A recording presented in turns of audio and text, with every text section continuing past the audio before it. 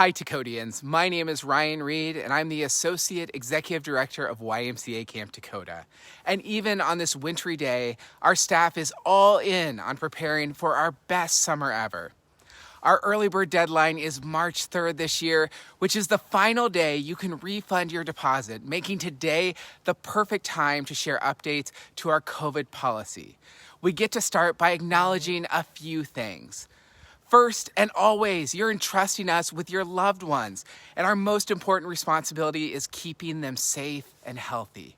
Secondly, whether we like it or not, we're all learning to live with COVID as a normal part of our daily lives. And finally, with 4 months until camp, we're still waiting on COVID standards from the CDC and the New Hampshire Department of Health and Human Services. That said, we have updated our COVID webpage with information about vaccine requirements, your responsibilities before camp, check-in day procedures, safety standards at camp, our response to positive tests at camp, and our refund policy. And while most of the updates will make perfect sense to you, we acknowledge that our COVID refund policy is shifting. During the past 3 years, Camp Takodah provided an exception to our normal refund policy for COVID-related cancellations.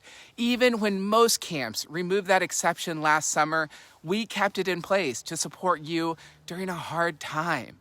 And now that COVID has become a normal part of our daily lives, we are joining most other camps in returning to our former refund policy, which states that refunds are not available starting on June 1st for any reason, even for campers who arrive late, depart early, cancel, or are dismissed from our program. And as such, refunds will no longer be available to campers who miss their session because of testing positive for COVID.